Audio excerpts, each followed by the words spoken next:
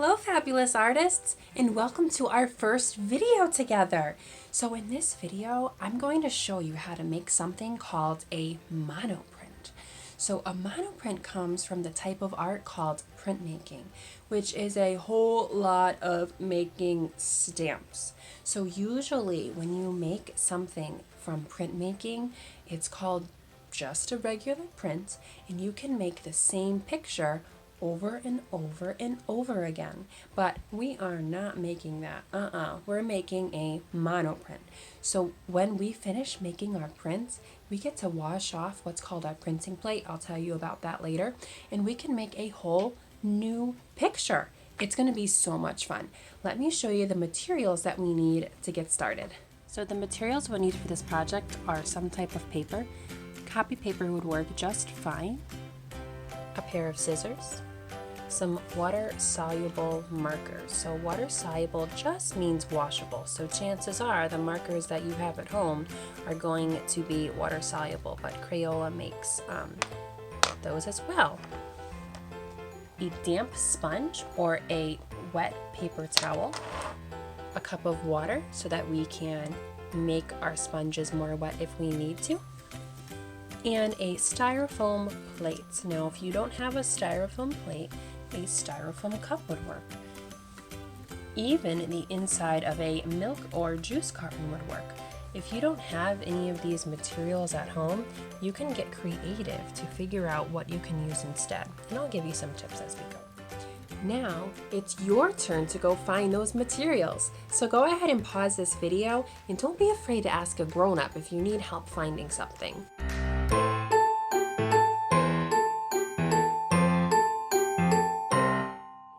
After you get those materials, you want to get set up in your studio space. So your studio space can look however you want it to, and it can be pretty much anywhere you want. So it could be somewhere like your kitchen table, or a special table you might have to play in, or maybe a special spot in your bedroom.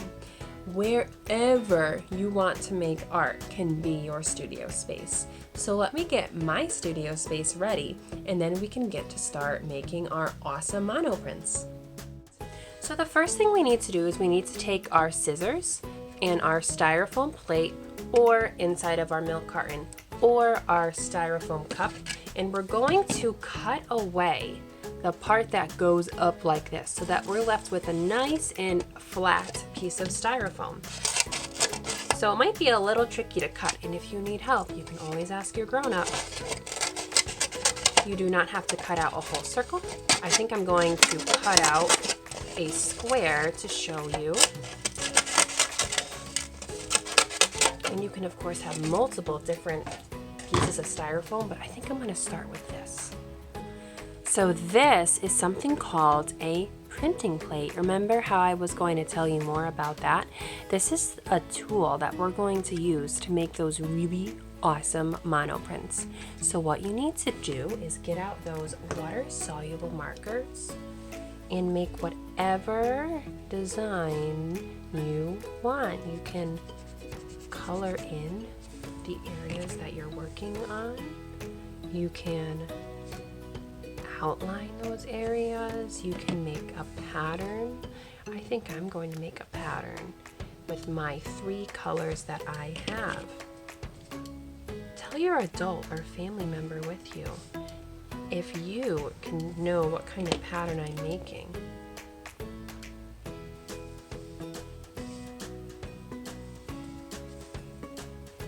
So here is my finished printing plate that I made with my super cool design of a heart and this awesome pattern. You don't have to fill the entire printing plate. No one's going to know the size of your printing plate, so you don't have to fill in the whole thing. And I wanted to mention, some of you might want to put some words or some numbers on your printing plate. I would say maybe not to do that for your first print, because as you'll see, when I do this one, my letters are going to be backwards. So if you wanted to do words, you really should get a scrap piece of paper, write out the word, and then write it backward on your printing plate. All right, so here is my paper and here is my sponge. Like I said before, you can certainly use a wet paper towel instead of a sponge. And I'm going to dip my sponge in my water. I'm going to squeeze it out so it's not dripping, it's just really damp. And I'm going to wipe onto my paper. Now you want to make sure when you wipe on your paper that you wipe it not too many times because it might start to get some little fuzzies, which we definitely don't want. We want our paper to be damp. You'll know it's damp enough when the color changes on your paper to be more of like a see-through-ish, kind of like grayish color than our regular white.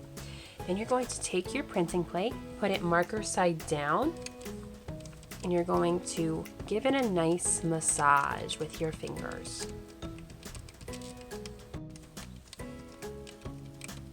Then you're going to count to 10.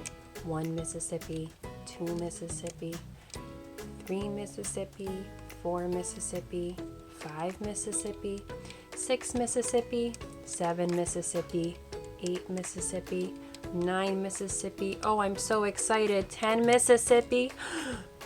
Then you're going to carefully peel off your printing plate and look what happened. Design on the printing plate went right onto the paper. Congratulations, you just made your first monoprint. After you do your first one, you can definitely use the same paper. So I'm going to show you the one that I made with words. I'm dipping my sponge in the water, squeezing it out. I'm wiping a different part of my paper until it looks more gray, until it looks see-through. Let me move it up so you can see a little bit better. So here's my printing plate with the words. I'm gonna flip it over. 1 Mississippi, 2 Mississippi, 3 Mississippi, 4 Mississippi. Now don't skip ahead, you really have to count till 10. 5 Mississippi, 6 Mississippi, 7 Mississippi, 8 Mississippi, 9 Mississippi, 10 Mississippi. Oh, so with printmaking, not every print's gonna come out perfect. So I'm glad you were able to see that actually. Now, does this mean that we give up? Does this mean that we're not good at printmaking? Absolutely not. This just means that we next time maybe need to make our paper a little bit more wet and maybe do a better job massaging. This printing plate was a lot bigger than the first one I did. So if this happens to you, don't get discouraged. Just try again with your markers and go ahead and print another one. All right, I'm ready to try again. I'm taking my sponge, wiping it on my paper, making sure it's nice and wet, taking what I learned from last time and using it in this print. Here's my printing plate. I redid it with a different color. Maybe that would work better than the orange. And I'm going to press it on. 1 Mississippi, 2 Mississippi. Notice how I'm going all around it now instead of staying in the same spot.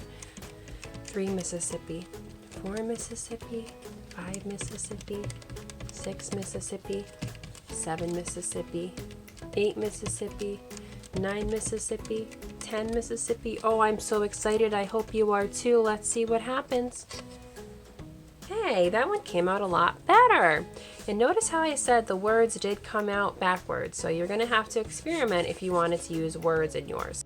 So remember, you can do as many prints as you want. You just have to wipe down your printing plate with that damp sponge or paper towel, and that marker will wash right off, and you can make as many as you want. So after you're finished with that, there are a couple cool things you can do with your prints. You can maybe cut them out and glue them in a sketchbook that you have. You can maybe give them to a loved one, or maybe even send one in the mail to someone you love that you can't really see right now, or you can even cut them out and hang them up in your room.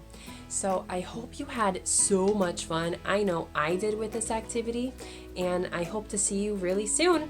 Oh my goodness, I almost forgot to mention, and if you want to share your prints with me, go ahead and email them to me. My email is art.with.ms.Nelson@gmail.com. I will put it in the video right in this area, and it's also in my description below. And I might even find a way to put it in our next video so that we can share it with everyone who sees this video, as long as that's okay with you. So go ahead and share these prints with whomever you would like to, and I can't wait to see you for next time. Bye!